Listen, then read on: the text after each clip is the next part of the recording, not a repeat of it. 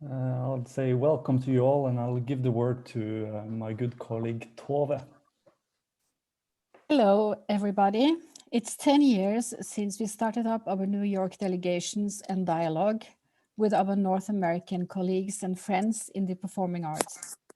Normally, we are physically present in the States on the occasion of Norway Now, but this year, I welcome you all from my home in Winterly, Norway. This is the annual Norway Now, and this is the second session in this digital version of Norway Now after our opening session January the 10th. I'm so happy to know that so many friends have signed up for this meeting as well. I must say that in these pandemic, strange and dramatically demanding times for the performing arts, I am glad and moved that we are able to keep up the Norway Now dialogue this year digitally. We meet here, we meet now in the cyberspace. We will talk, reflect together, keeping up the good and important networking. We have seen, as said before, to me, some scary and anti-international tendencies popping up during the strong lockdown of the global society. I think now, more than ever, we need to keep the international art community open and do what we can do to be together, share experiences and reflections. And it seems to me also that your new President Biden fully has understood this as he began to work on reshaping US immigration policy with a flurry of executive orders. Some changes will have an immediate effect on international touring artists, and as in Norway implementing a successful vaccination program, hopefully by the time we get to the early mid-fall, we can have people feeling safe performing on stage as well as people in the audience.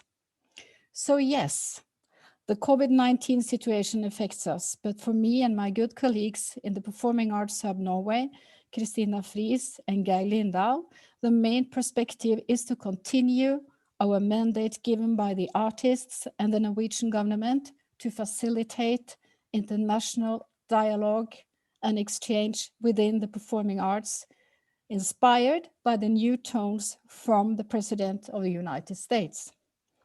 Today, a two-part conversation reflecting on the past year, considering what has been cracked open, what has been made possible, what has been laid bare, and what has the moment meant for artists and the way in which they make and share their work in a world of unknowns. Making the best from this new platform, we have invited some of the most groundbreaking artists from both North America and Norway to meet, engage, and exchange, moderated by our brilliant North American colleagues. I warmly welcome Brian Rogers from the Chocolate Factory, accompanied by Ron Berry from the Fusebox Festival in Austin. And I am so happy to see you both. And of course, Nicola, Gunn, Ingri Fiksdal, Aaron Landsman, and Erin Boberg from Pika. Welcome to you. We hope you can join all. We hope all of you can join us and participate in these relevant and important discussions. And I'm also happy to say thank you to Lisa Reynolds, again, our super producer of the Norway Now. And at last, I want to extend my thanks to the Norwegian Ministry of Foreign Affairs and the Norwegian Consulate in New York for backing and support. And now, Brian, I give the word to you to guide us through this important hour of exchange. Thank you.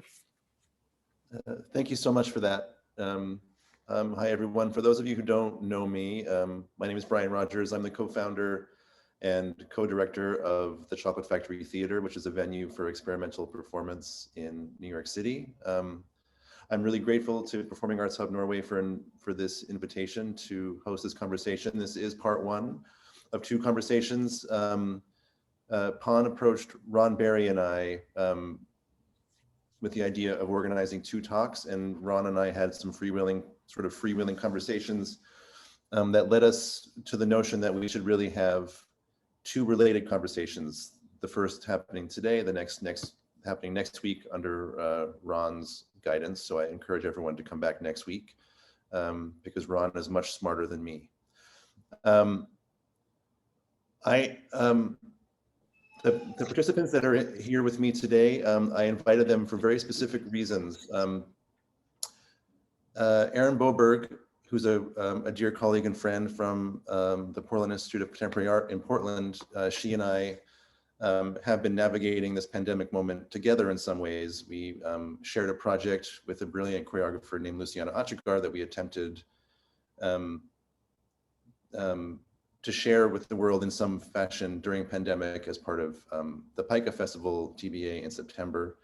Erin Landsman and Nicola Gunn happened to share a residency at the Chocolate Factory just under a year ago, right before all of this happened and everything changed. And so I just somehow feel I feel there's perhaps something interesting to discuss in relationship to maybe what it feels like in retrospect to have been doing this kind of work in the shadow of what was to come. I would love to think about the retrospective aspect of that in some way. And Ingri Fiksdal, I wanted here because Ingri's an amazing artist and would have been in New York at the Chocolate Factory this past April had the world been different. So here we are. It's sort of interesting to reflect on, a year ago in March, I was in Oslo with some of you in this room at the Black Box Theater at the International Festival when the world seemed to shift. And I was in Oslo when the festival was canceled and everyone was scrambling to return to wherever they were returning to. And it was one of the more surreal moments of my life, and the world's only gotten more surreal since, obviously. And I think the memory of that really does inform some of the questions I want to pose to these panelists now, which is, in the light of what's happened in the last year and where we are today. What have we been doing? More importantly, perhaps, what have we not been doing? Why are we doing or not doing anything? And what lessons can we take from the things that we have not been doing in these last 10, 12 months? So,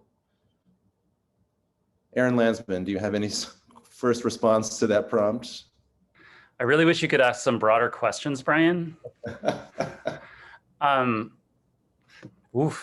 I mean, to start with, a year ago, so Nicola and I were working parallel. We were doing like what kids call parallel play next to each other at the Chocolate Factory, working on new work that was somewhat unformed. And I would say that there was I felt an initial rush that I should do some of it virtually when it was clear that we were going to be kept from gathering in the ways that we're used to for a long time.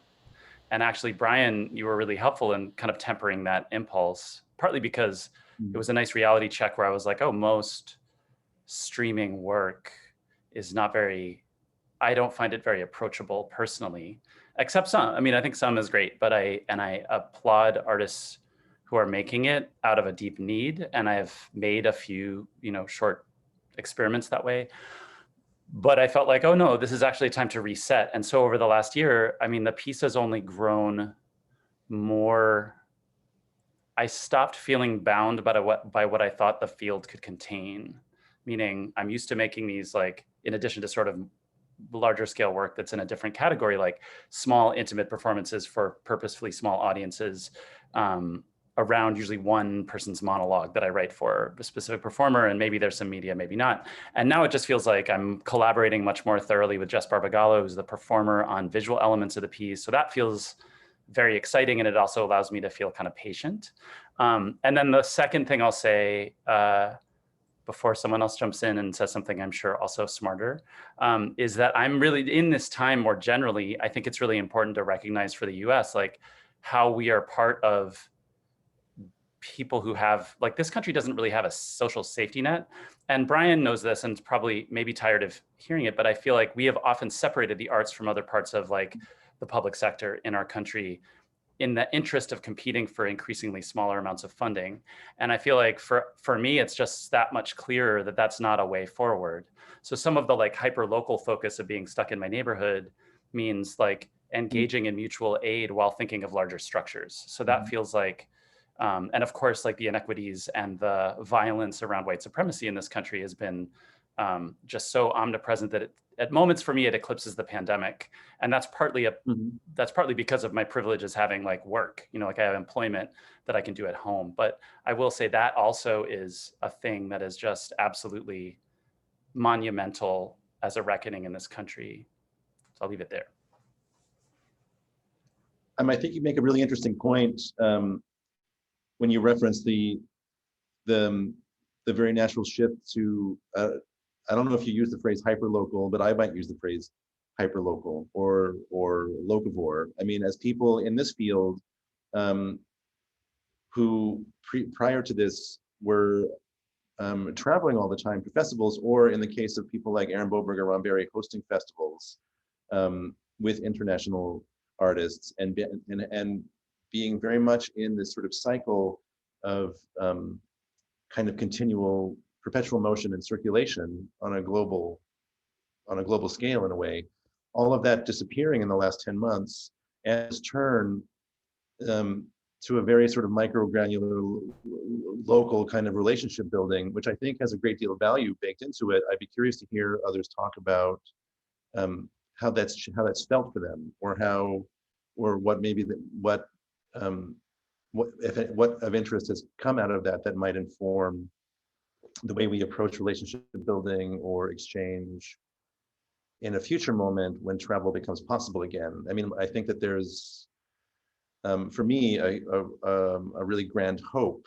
that we can take some good lessons from, I guess, the opportunities that are buried inside all of this tragedy, so that we don't just reflexively rush back in to the structures that we were participating in to varying degrees before this moment. Does anyone have any thoughts on that? I mean, I do, but I don't want to monopolize. Can I try to be brief and just say, sure, you know, please.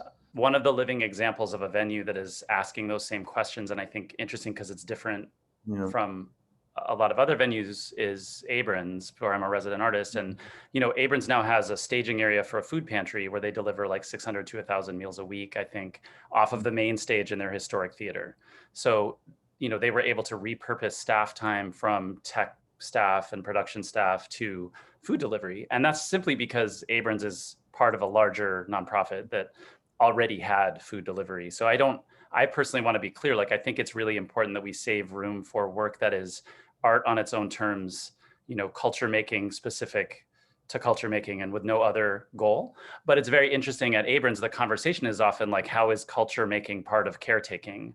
And literally on a very fundamental nuts and bolts level, does that mean, you know, putting a fridge outside the art space and making sure that people feel invited in who maybe don't have a place to live? And are there specific ways you can do that? Just because, again, it's part of a social service agency also presenting experimental work. And that feels like a very interesting tension, I think. Because one wants to make big claims for this is how it should all be, which I don't believe, but I do feel like it's an amazing space to exist in. I go to my office there and it's very moving and profound to be part of.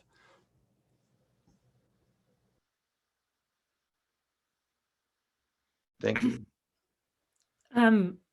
Maybe I can offer something to this. And thank you, Brian, and everyone here for having this discussion.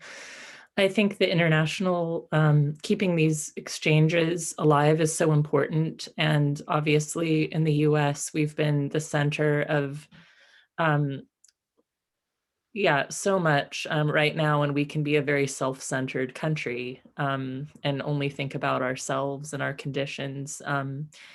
So I think it's important to keep this dialogue open, but I have been thinking more about the hyperlocal, of course, because we're really, you know, if you've seen the news in Portland, we've been talking about this, like it's very much in the street, you know, a real presence and it still, still continues, this kind of battle between deep-rooted white supremacy and people, fighting against that. And in the arts, specifically, I would say that one of the gifts or opportunities of this moment, trying to put a positive spin on it, is I think that it really laid bare that the conditions for artists were never working. The artists have not been supported. They have not been able to, create and present their work in a sustainable way. So it's always been held together by, it's always been barely working, right? And so I think that even, for us in Portland, we have been doing a lot of this kind of mutual aid work that, Erin Landsman was talking about also, not so much in a structured way, but I'm thinking of examples like Portland Center Stage in Portland, like one of the main theaters downtown, just they can't do productions. So they just opened up their lobby so that the protesters could use the bathrooms. I think there's kind of simple things like that. But even in terms of like funding, if we think about like, we've redirected a lot of the funding that we've been able to get to direct aid to artists and to people in our community. We, even for our festival, which we decided to be free, we took the money that people donated and we gave half of it to local groups that support Black Lives Matter, Indigenous tribes in our state, and Latinx, immigrant workers, because we just feel that we have some access into getting these resources right now. And even though we don't really have enough to support the artists, we also felt like it was important to share with other people in our community who have even less. And we're building relationships, through that sharing, that I feel like will help us all survive, in the long term. At the same time, I think it's important for us, and I think Brian and Ron and other folks in the US, we've all been involved in like some decision making behind the scenes, like some of the relief aid that's been put out nationally. We have to make decisions about that, kind of behind the scenes. And when the arts are, we know that the artists can't, there's not a safety net for, healthcare, universal basic income, unemployment, like anything for everyone, right? That needs to change for our entire society. And I feel like it's, for those of us who care about the art and the artists, it's important for us to think about prioritizing, saving the part of culture in our society that we know how to take care of. So we need to do that, but we also have to participate in creating or, making sure that the entire society exists so that our part that we care about can even exist within it. Maybe that's a little bit too broad also, but no, I don't think so. I think it's incredibly valuable what you're saying, and I think that I think it's quite easy for us in the United States anyway, because of it. I don't know, somehow our culturally embedded disrespect for art, for the act of art making. It's easy for us to forget that artists are laborers. They're small business people and blue collar workers, essentially, I think. And instead of making widgets, we're making dances, but it's still, we're working with our bodies and our hands. For if we're lucky, a middle class wage, and most of us are not achieving a middle class wage. And I think that there's something I would love to dig in a bit on this, the recognition. We've all known this forever, but this pandemic moment did provide an opportunity to sort of reckon it in a different way, I think, with the understanding, I guess, of the social status that the artist holds and how that manifests in the fallout from pandemic cancellations and things. I was part of the organizing group of this document. Maybe some of you read it, called creating new futures. And I know others of you, Erin, Boberg especially, are involved in it now, just addressing, I think, sort of the really messed up power dynamics between arts institutions and artists, and the conditions under which artists are asked to work. And I think I know I'm sort of rambling toward my question. One of the things that I think is maybe a bit dismaying to me in this moment where the pandemic is far from over, but it does feel as if we've turned a certain corner in it. We know in the States we have a new presidential administration that's sort of, I don't know, behaving rationally in terms of the response to this moment. The vaccine exists, though it will take some length of time to spread it around. There's now this sort of feeling, oh, this will end at some point. And then so now what I'm seeing is this kind of reflexive return to the dynamic that institutions, I think, have always forced or pushed toward artists, which is let's brainstorm, let's plan, let's behave as if this is going to happen. And so now, artists, will you please do all of this unpaid labor in service of a plan that may or may not ever come to fruition, which I think is kind of I think a betrayal of the possibility that I think we had in this at a certain point to stop, reflect. What were we doing? What things about what we were doing just didn't work? What things do we not want to return to? And I would love to hear Nicola and Ingri, if you're willing, to talk about what it's like as artists who, at least in my estimation, we're doing a good deal of international touring of your work. In the absence of that, in these last months, are there takeaways for you around what you don't miss about it, or what you might prioritize differently in a future in which touring might exist in a different way for you?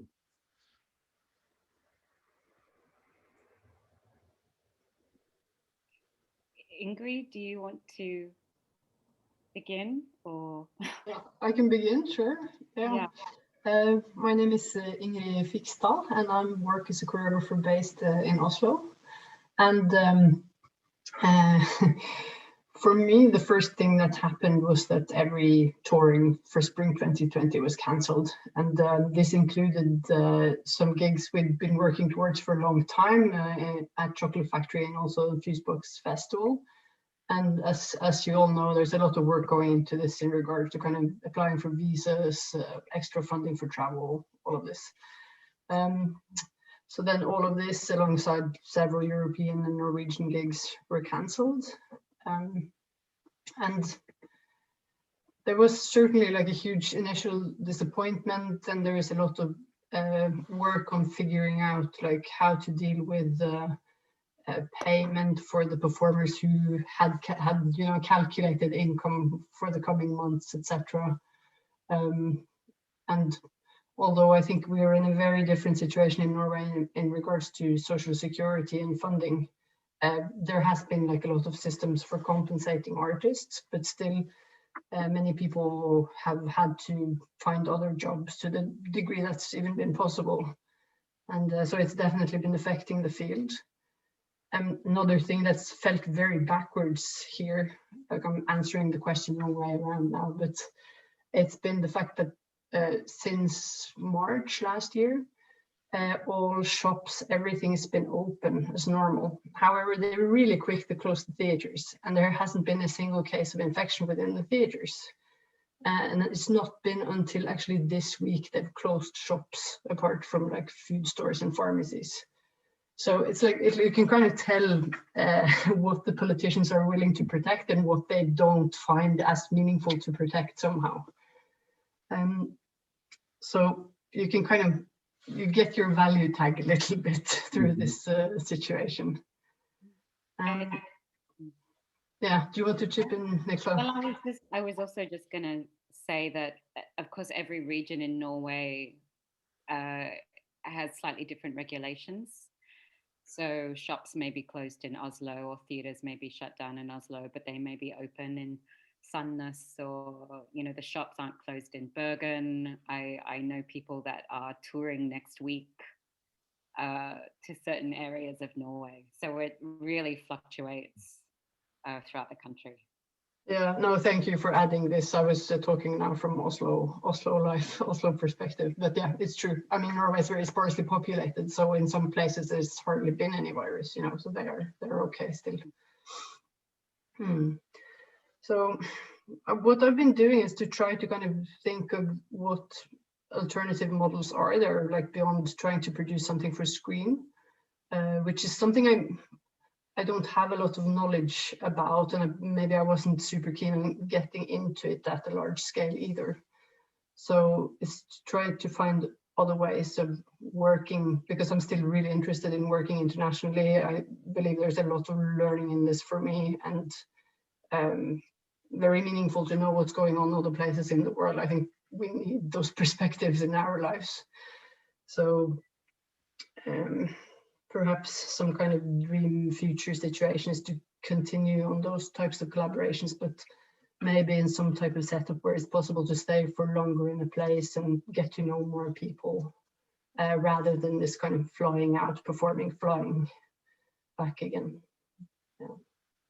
Yeah, I mean, could you elaborate a little bit on that, Ingri? I share, I think I really understand that sentiment. But I would love to maybe talk a bit further about what other aspects of the, I don't know, if touring returns, or if touring is still the thing that you wish to do, what are the things that you would, what are the things that you would wish to do differently about it? Or what are some of the things that you don't want to do anymore?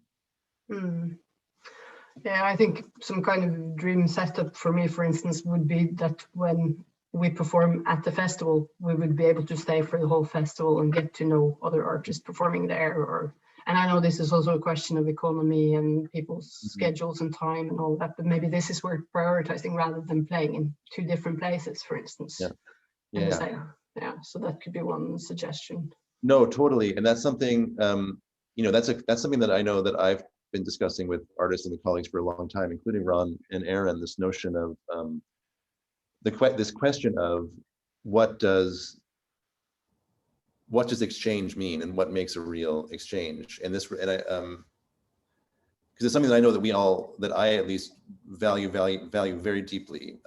And the reasons that I'm so sad to not be in Portland for the TBA Festival, or in Austin for the Fusebox Festival, is there's this gathering moment that's incredibly valuable, not just, socially, personally, but also in terms of my own understanding of what art can do and its impact on communities. And that kind of exchange is really, really important. But then it's also important to realize that that's something that I get to have, that the artists participating often don't get to have, because of the sort of touring models that exist around creating tour itineraries and sharing costs.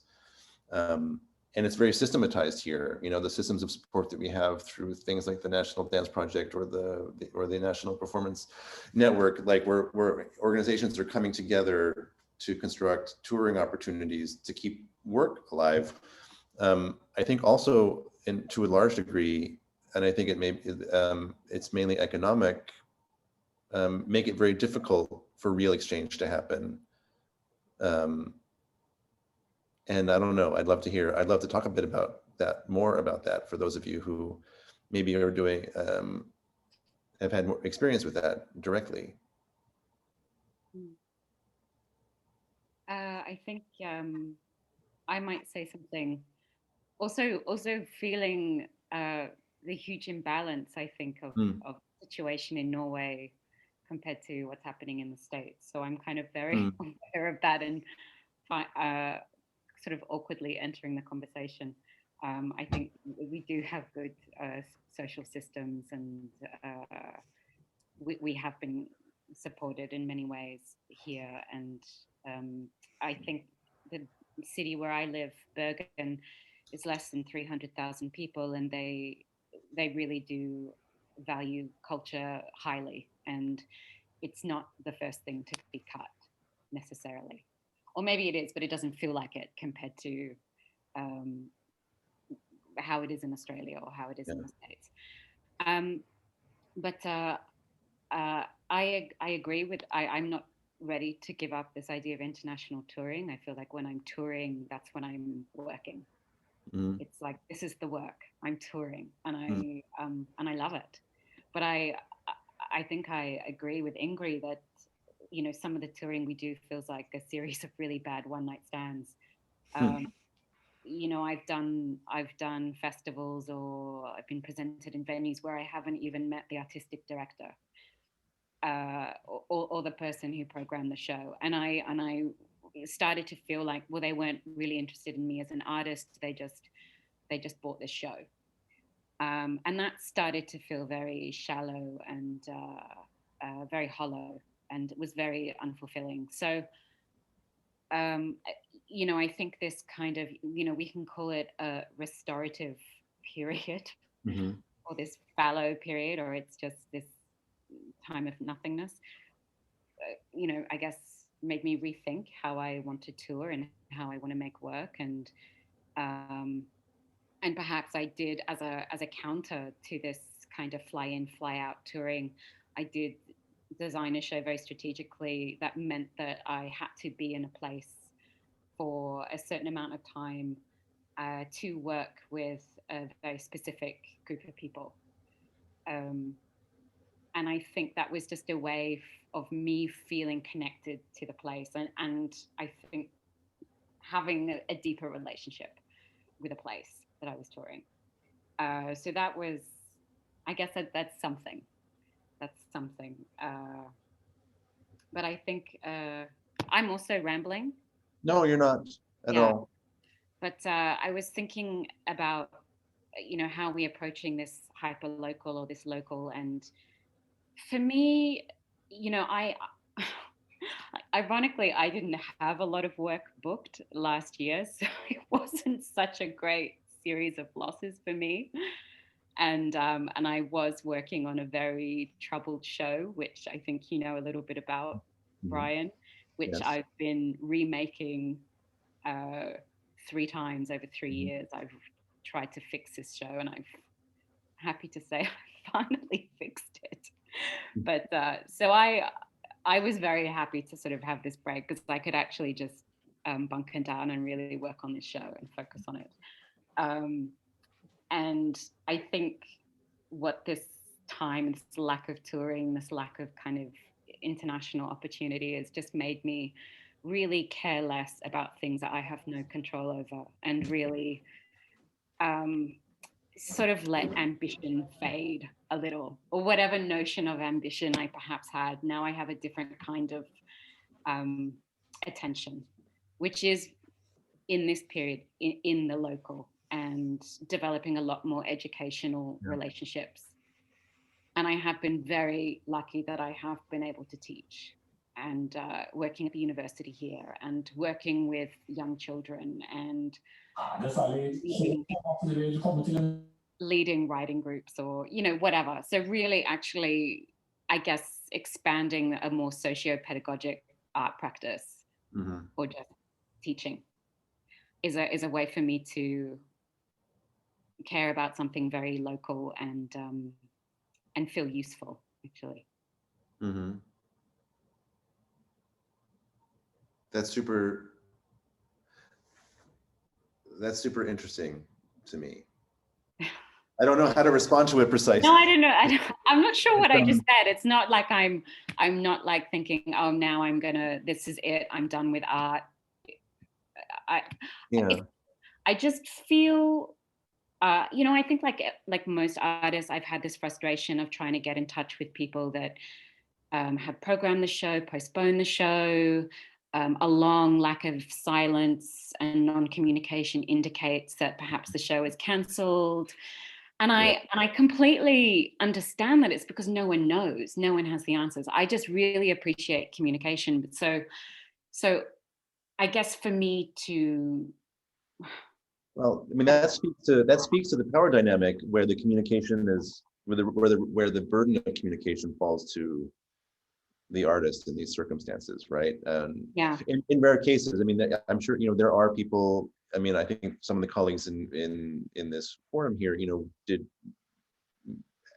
were proactive in communication, but you know, if you read the Creating New Futures document, it's quite clear how that wasn't the case in a larger sense.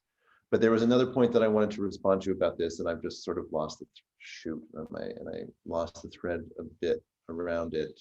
Oh yeah, I mean, speaking like, and Ingri, this is a very strange way to be talking because I don't see Ingri's face and I don't know who I'm talking to sometimes. I bring this up because it relates so much to my experience of what is or is not the impact of exchange or sharing work in this moment or the moment before, because you made this really interesting point to me around one of the what I guess why touring felt important to you, but also what was shallow or hollow to you about it. And I would love maybe Erin Boberg, or I don't know, to respond to that in some way. But it resonates with me a lot because I think it speaks also to my experience of attempting to work with artists or provide support to artists or do anything in this pandemic moment. I mean, there are a few examples of that, but you know, the project that Erin Boberg and I did and are still doing with Luciana Achagar was, I mean, I was so thrilled to be a part of it, but I found it, I mean, it's super traumatizing to be working in this way, only because I don't, the moment of human the moment of human contact where at least someone like me gets a read on the room in terms of whether the thing that's happening has any impact, good, bad, mediocre, doesn't exist for me in this moment. You know, this project with Luciana that happened on Instagram in a certain way in Portland, Oregon. I couldn't be there. The artist Luciana couldn't be there. These things happened, and I'm glad that they happened. But the part where you get a sense of whether it meant anything, for me anyway, was completely missing. So then it's this question of, did it happen even? Does that make any sense? Erin Boberg, do you, I mean, I might take it back to another project that of Ingri's, because I did see the project in its kind of digital iteration as part of the Fusebox Festival diorama. And I got to see that project live also. So I have kind of I can compare the two experiences of like being able to witness the project live in Reykjavik and witnessing a version of it digitally through the Fusebox Festival. And of course they're totally different, but I would say that seeing it at Fusebox, because it was a certain time, I had a feeling of like, I know somebody else is doing this somewhere at this time, and I'm sitting on my couch, you know, but I know that these people are out there, and I have some, I can think about what it feels like for them, and it's cold and it's morning or nighttime, you know, there or whatever. So even though it's not a full experience, I think that there is sort of a comfort in knowing that someone else is doing something real. That's different than watching a movie or something like that. And, you know, with Luciana's project, like in the square, I talked about this. This is I'm going to turn off my video for a second because you'll see, like, if you can see me, this is an image of the public square where we did the project. And it's a place where we often have protests. And it's also where Mia Habib had a project in Portland, you know, a couple of years ago. So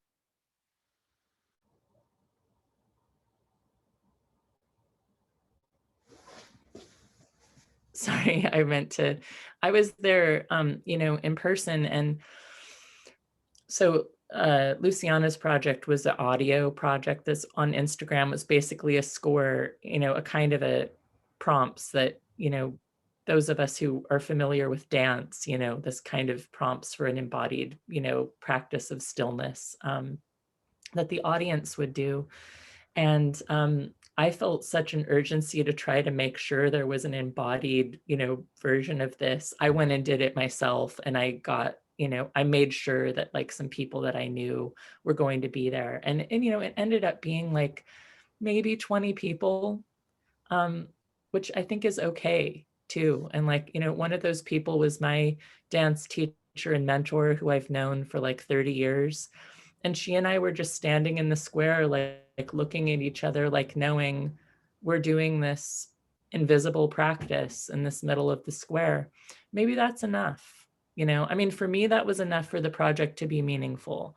For me, sitting on my couch and knowing that these people in Norway were doing this embodied practice inside of, Ingri's beautiful design was enough. It's not what I want it to always be, but I think it's enough to keep going and to certainly to keep paying those artists to produce these works and small experiments, whether or not there really is an audience, and I've thought that with, even when we go to festivals around the world, we're in a small world, like the kind of people who care about this kind of work. Like, and if I get to go, like, I got to go to Bergen for a couple of days and be in the audience and just be an anonymous person there. Like I didn't have time to get to know a lot of folks there, but I felt like I'm part of a community. Like I get these people who are in this room, who are paying attention to this work. Like they care about the same kind of thing.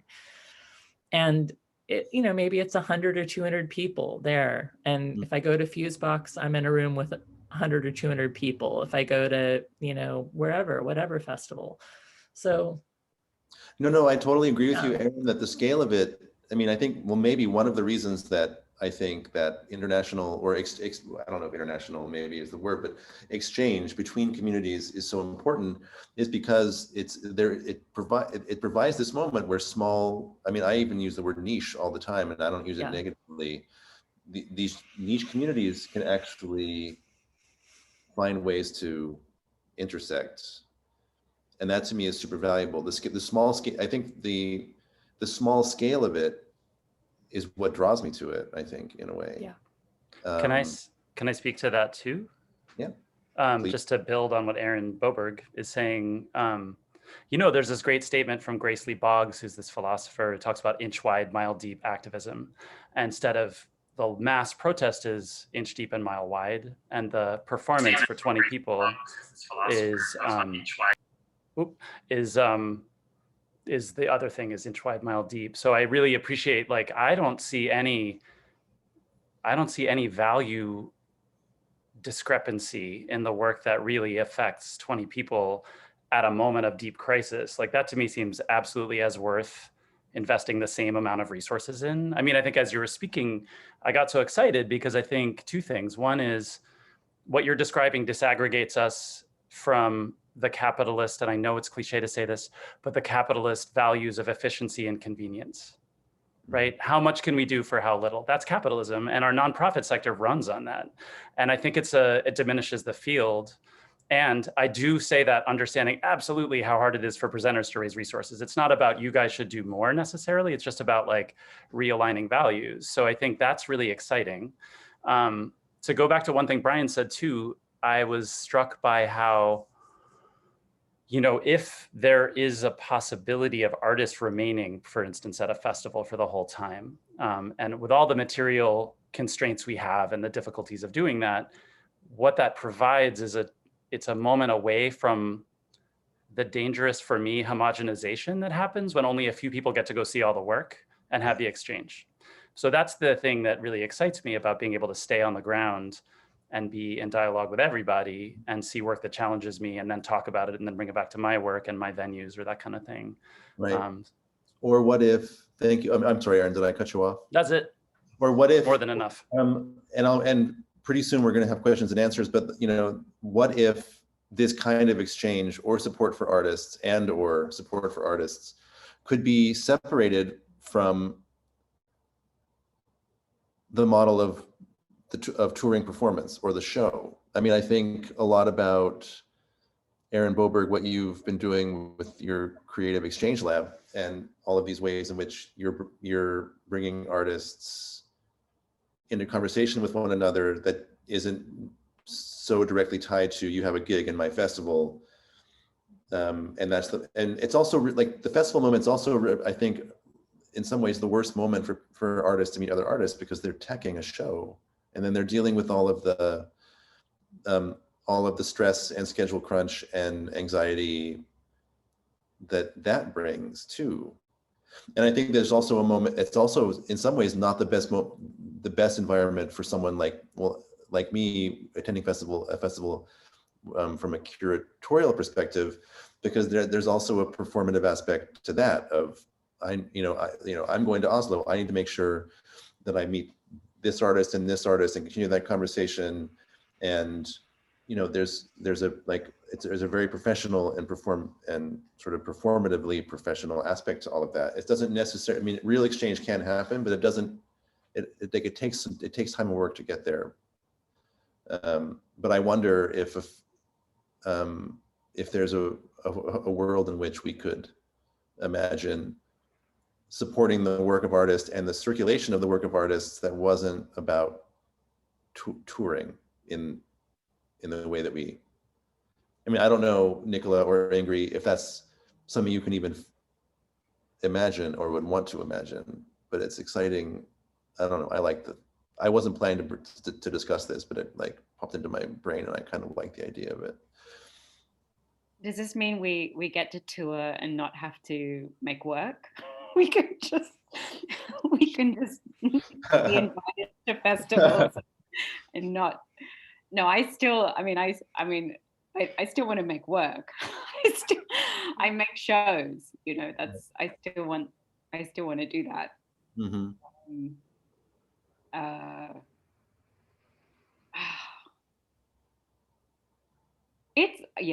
I don't know.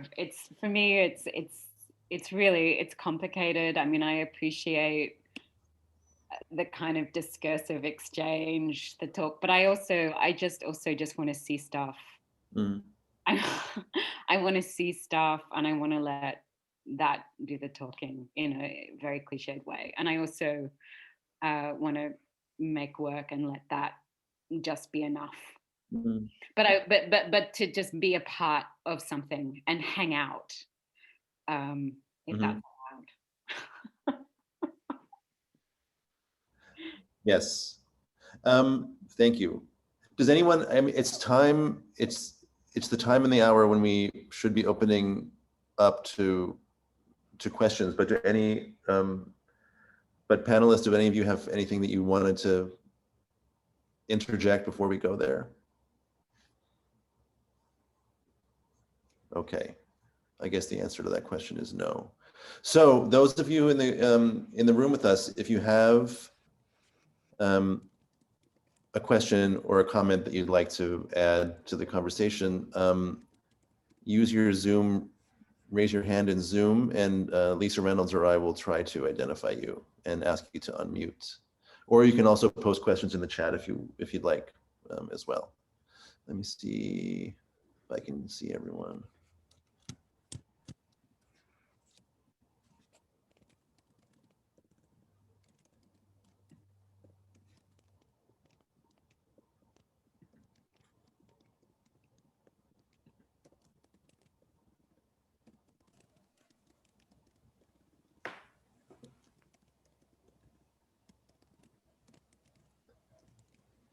Anyone? I can do one quick question. Please. I got it on WeChat from some of our friends in China who are actually following and actually are on this Zoom chat. So they just said the question about what's the meaning of touring, that question we just need to repeat. And it's a good question. And I think you answered quite a lot on that actually, but I mean, I think that question is, it's there to stay. and to be repeated. Mm-hmm. I mean, if I didn't tour, I wouldn't have met Erin and Brian Rogers and Ron Berry. I wouldn't be living in Norway. Like, I don't know. There's so much value in it. It's so enriching, I think, for artists and for audiences and for cities and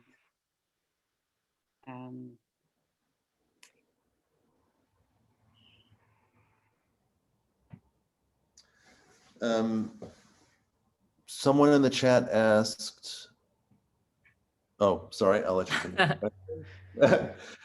I saw someone else's hand up. Was that you, Ron Berry, or was that someone else? Ron, please unmute yourself and speak. Yes, that was me. This is maybe related to a conversation that you were trying to kind of foreground, Brian, about how can we support artists and support their creation process, but also kind of interrogate touring and related to really the entire conversation. Erin, your conversation about systems thinking, it's been part of this conversation and creating new futures, but just wondering, is it possible to sort of decouple the way that artists are typically paid, at least in the US, which is most commonly related to project-based funding? Is there a way that we could separate that out and create a different kind of payment structure or just support system, supportive care system for artists, so that it's not, it also just feels like every year, every 2 years, you're having to like come up with, okay, where am I going to get the funding? Like reinvent this process. It's tiresome. It's exhausting. The artists are having to carry so much of that burden. Is there, I mean, some other way of going about that? And what would that also mean in terms of touring and how that would work and how we share work? Because I agree, I do deeply believe in the value and meaning that comes in with exchange globally, personally, professionally, artistically, and I also think to me it's interesting to not necessarily separate the local from the global, like that these things are like totally separate from one another, but that actually they're in relationship with one another, and have they're part of one another in a way. So anyway, just wanted to add that.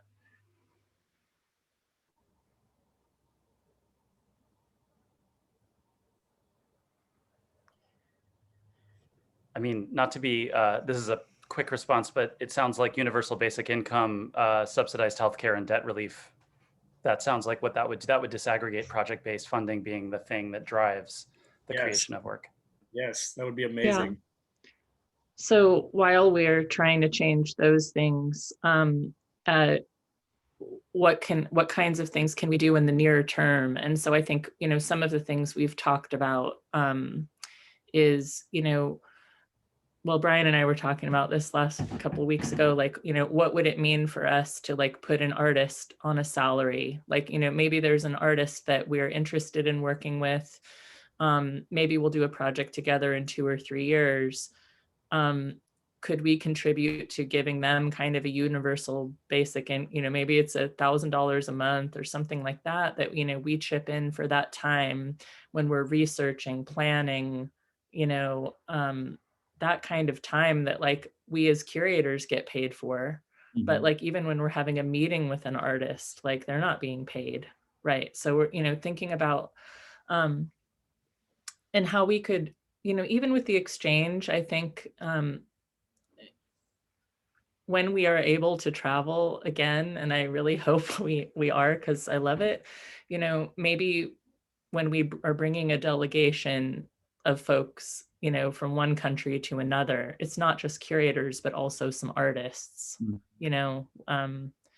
that would be one way, just like in that relationship building and research time. And sometimes that happens. I think the artists really self-initiate it, and really it's great. It makes it better, for everyone.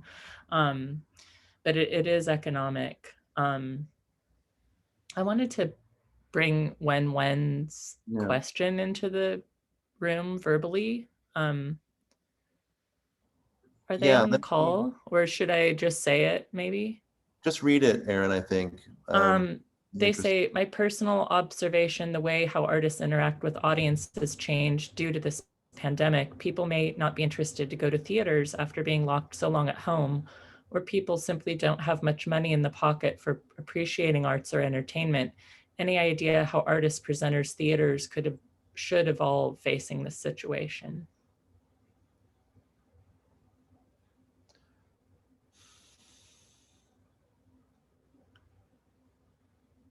That's a very fascinating question. It's a great question. I'm thinking about it. Yeah, it's something that, I mean, it's so difficult for me to, and I'm very much not, well, I don't know, I shouldn't say that.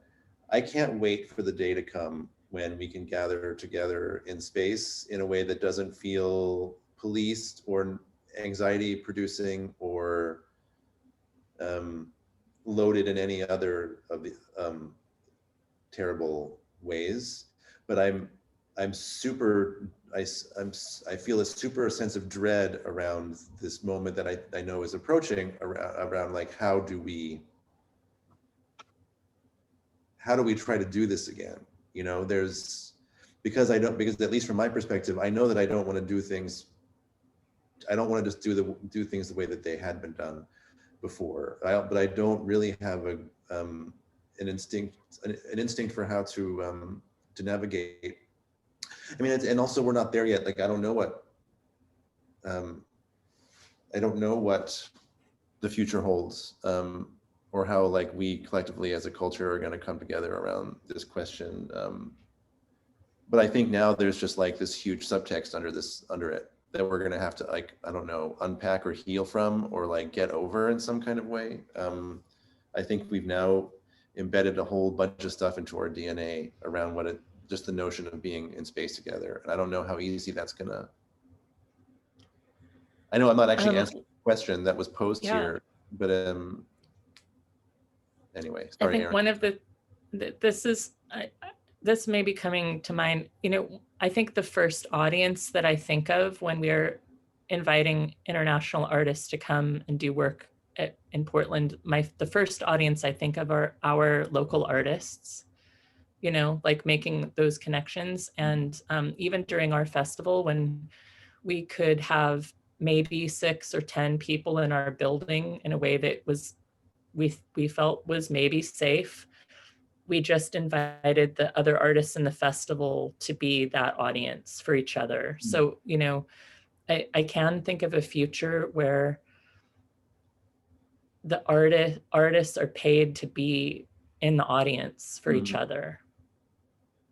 And even like, if you think about like Saturday Night Live, like right now, their audience, they're first responders, right? They're people who have been, you know, there's a certain like level of quarantine and health care and trust that you need to have even to have somebody in the audience. So yeah, what if instead of charging, you actually paid those people to be there too? Yeah, and it's sort of ironically or not ironically, to your point, in New York City, at least presently, because of the rules for film and television production, the audience members are paid. They have to be paid. Yeah. And so we are in this moment where you can get a job being a member of an audience. Maybe that changes who the work is for, you know, like who is the work is not for like the wealthy, you know, elite who has access to buying a ticket to a show. Yeah. I don't know. I'm just spinning off. Thank you. It's after 1 p.m. I don't know if we need to have a hard finish here or what should happen, but I think we have one question from our friend in Bergen, Juhai. I think if you want to ask your question, I think that would be nice.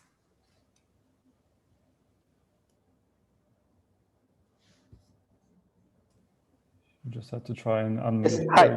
Hi, they're good. Do you hear me? Hi, I'm Yohei. Yeah, I think my name is shown in Chinese letter, Japanese letter, but I'm Yohei. I'm a part of this Norway Now 2021. And I have a small question. I think mainly for programmers. I'm a really kind of young artist, and in 2020 I had a first and the second festival experience, and there was supposed to be a kind of tour happening in Norway and also in Japan, but it's in a way kind of all canceled or postponed. But we say postponed, but it's no, we don't know anymore. But then, now I think for the artists who are already established and known in among the festivals, I think it's in a way easier to get back, even though like a new piece or something, that because it's known and there's some kind of I think it's a bit secure to be programmed when it's open again. But for me, it was a kind of more eager to go into the field, and it's I feel I've lost completely this opportunity. Then well, now we're just contacting on digitally. Then are you do you think it's really possible to choose really meet new artists in this moment? And are you brave to invite a new artist to your festival? Like this kind of question. So, yeah, I'm kind of, yeah, this is my question. Yes, thank you.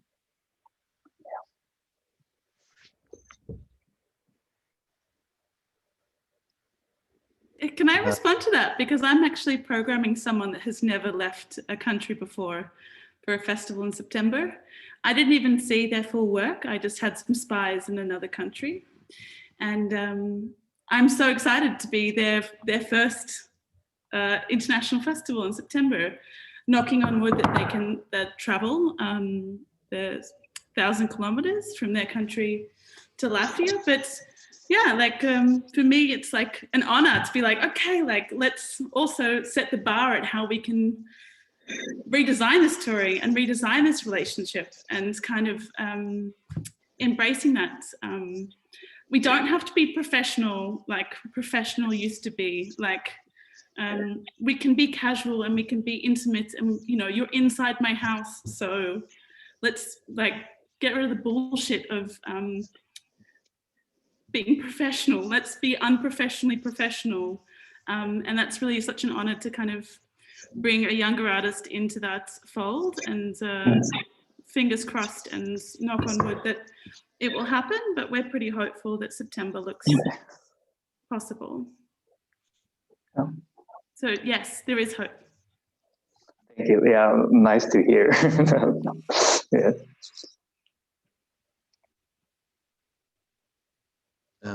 Yeah, thank you for saying that, Beck, and it's nice to see you here. Are there any other final questions? We're a bit over time. Hi, hello. Oh, Nikki. Hi, this is Nikki.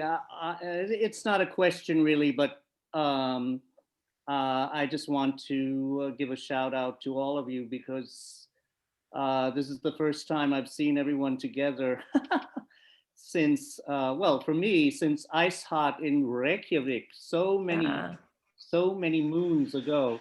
And I'm at La Mama. I'm very proud to continue our connection with Norwegian artists, and we were very happy to be able to present Kari Hoas's work this week and last week, and I haven't stopped planning for the future, both virtually and in person hopefully soon. But anyway, that's all I really have to say, and it's good to see you all here, somewhat sane and still working. Thank you. Thanks, Nikki. Maybe this is our moment to bid adieu to this conversation. Great. I would like can I just jump in and say thank you so much to all of you. Thank you, Brian, for hosting this session here. And I hope everyone wants to come back in 1 week for session 2 with Ron from Fusebox. And we would also sort of encourage everyone to check out the video that we made from the Norwegian delegation with art that has been made this last year. So please check it out, and thank you so much for taking part in this with us tonight. Thank you. Thanks, everyone. Really appreciate it. Bye. Thanks for pulling us together, Pan and Brian.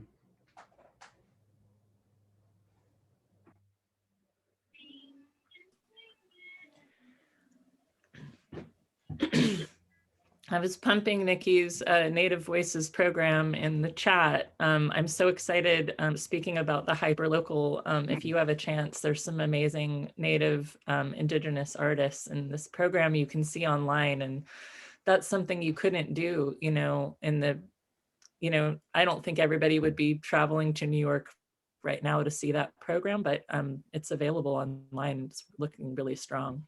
Thank you, Erin. And since you mentioned it, it is in partnership with Safe Harbors Collective and New York Theater Workshop. So thanks. Hope to see you soon. Thank you.